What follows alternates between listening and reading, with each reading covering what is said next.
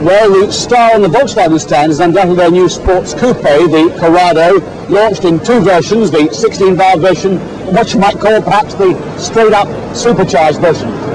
Not a turbocharger driven off the exhaust gases, but a supercharger that sits at the front of the engine, driven off the crankshaft. Its role is to compress the air into the inlet manifold and therefore increase the power without the lag associated with turbocharging. And the irony is they're using a radical new design based, would you believe, on a 1905 patent. Now, Tippingdale has been trying out the Corrado on a test track.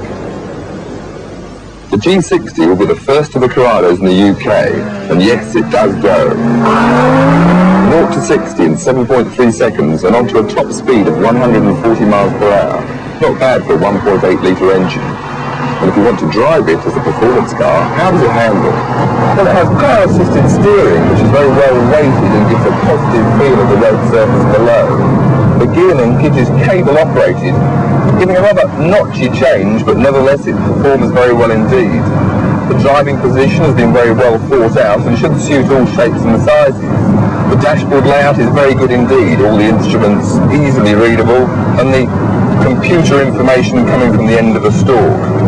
Performance-wise, which is what this car really seems to be all about, the supercharger is most impressive.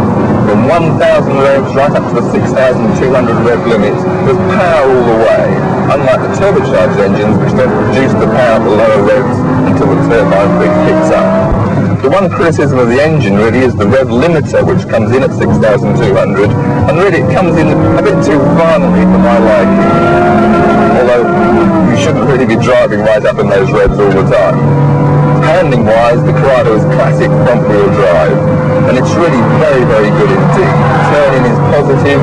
In the middle of the corner, there is that mild understeer as the power is brought in, that's easily eased by a lift of the throttle. So, very stable through the corners, neutral, very stable also, going 140 miles an hour down this disused runway, where it's also a little bit tempting to have a bit of a play with the car, showing the handling to its extremities. Braking equally impressive, with disc brakes all around, and just to help you out, there's ABS as well. Looks-wise, the Corrado has a completely new shape. One can't help but notice the similarity in the overall concept of the Mark I Scirocco. However, the car isn't completely new. It borrows the floor pan and suspension layout from the Golf, and the gearbox and instrumentation from the Passat, albeit in a different layout. Inside, it's roomy rather than spacious, with legroom in the back for short journeys only. But for a sports coupe, it's got a surprisingly large boot, with ample room for all this luggage.